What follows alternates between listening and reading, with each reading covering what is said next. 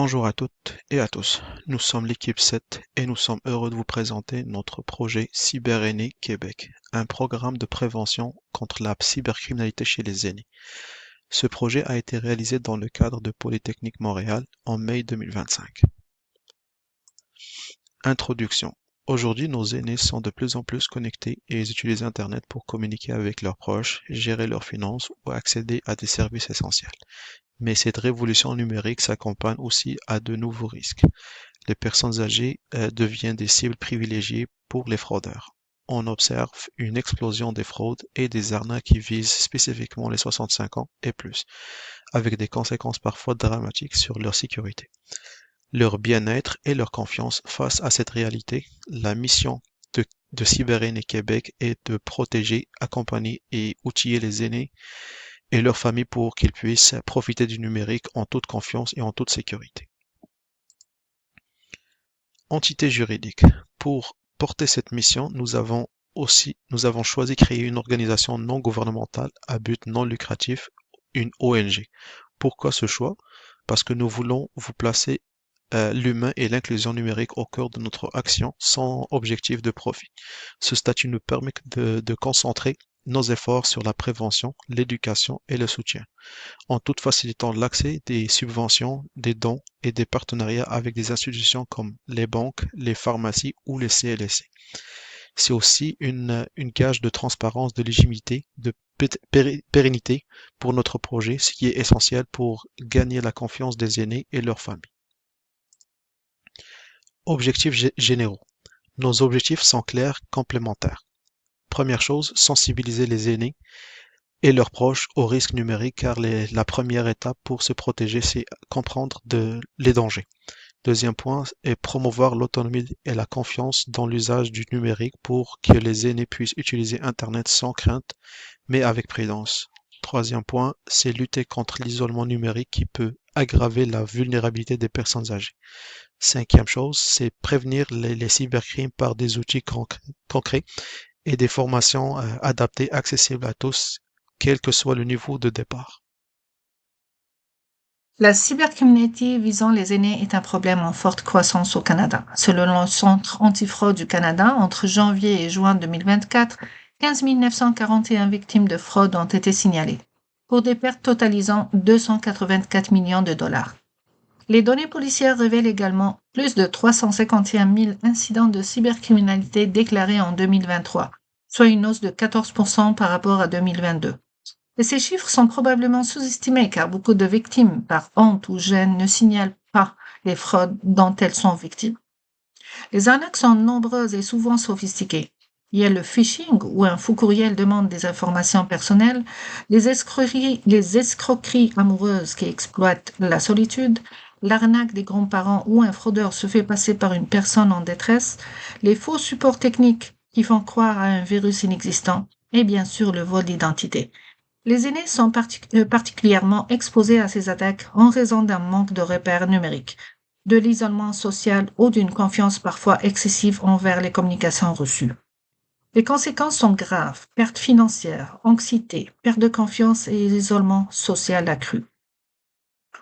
Pour répondre à cette problématique, notre programme cible plusieurs groupes: les personnes de 65 ans et plus, leurs proches aidants et familles, les résidences pour aînés et les organismes communautaires, des partenariats clés, banques, CLSC, pharmacies, police, etc. et beaucoup plus.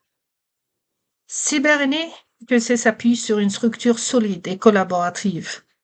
Au sommet, un conseil d'administration veille à la gouvernance, à la transparence et à la mission de l'ONG.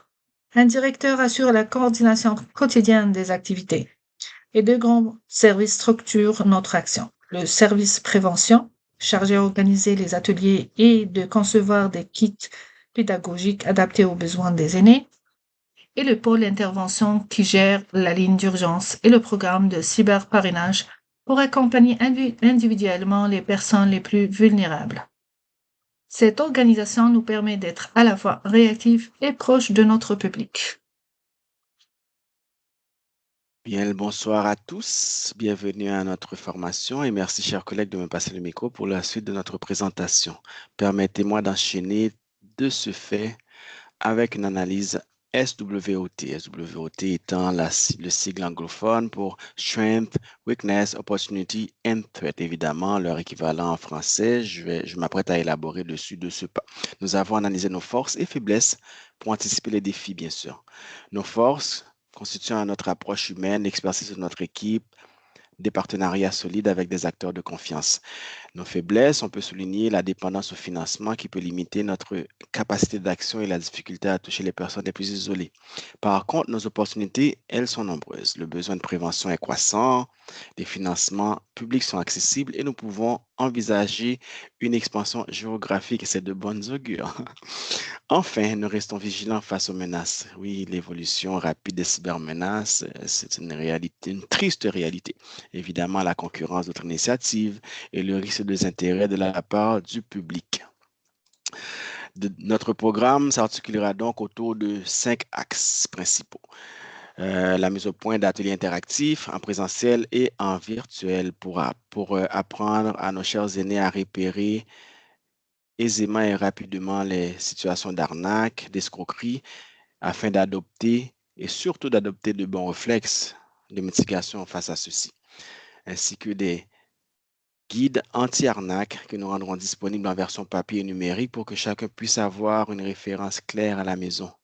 Nous comptons également mettre en place une ligne d'aide téléphonique dédiée en composant le carré 555 permettant de répondre rapidement aux doutes et aux situations d'urgence. Nous aurons également des capsules vidéo et des webinaires pour toucher un public plus large et offrir des conseils pratiques accessibles à tout moment.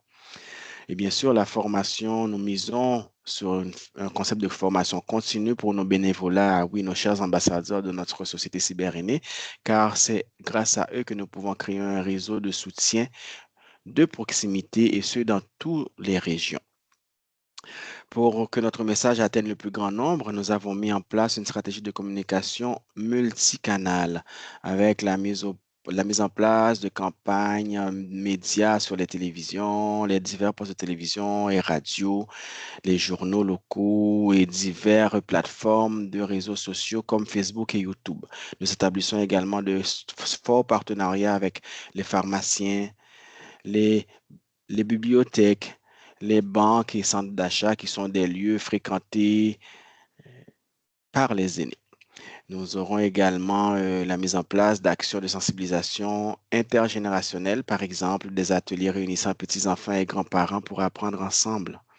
Enfin, nous utilisons plutôt des visuels adaptés, des tutoriels de mise en situation incluant, bien sûr, les bonnes pratiques pour y faire face, des témoignages et un langage simple pour rendre nos messages accessibles à tous. Sur ce, je vous remercie pour votre attention en vous souhaitant bonne formation et je laisse la parole à mon collègue pour la continuité.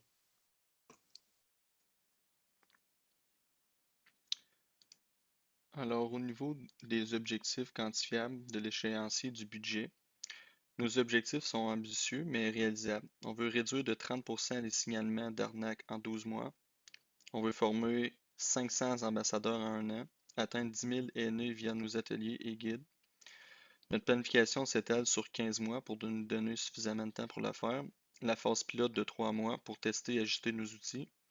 Le déploiement sur 9 mois. L'évaluation sur 3 mois pour mesurer l'impact. Le budget total s'élève à 145 000 financés par des subventions, des dons et des partenariats. Ce budget couvre les ressources humaines, le matériel pédagogique, la communication, la logistique et l'évaluation. Concernant l'évaluation et l'amélioration continue, l'évaluation est au cœur de notre démarche.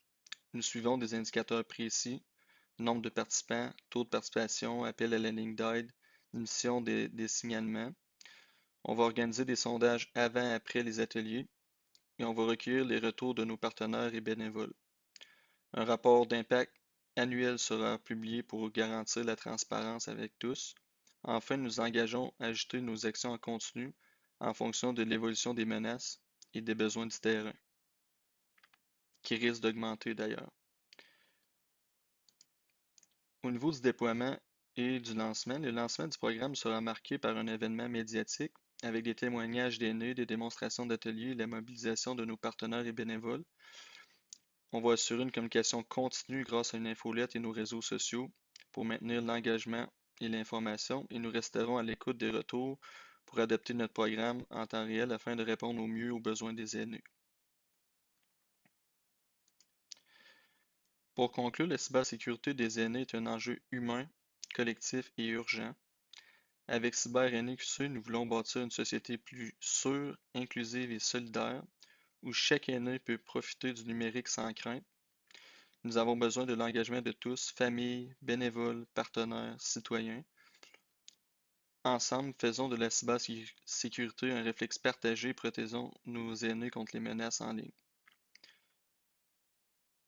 Alors, merci de votre attention. Voici nos sources.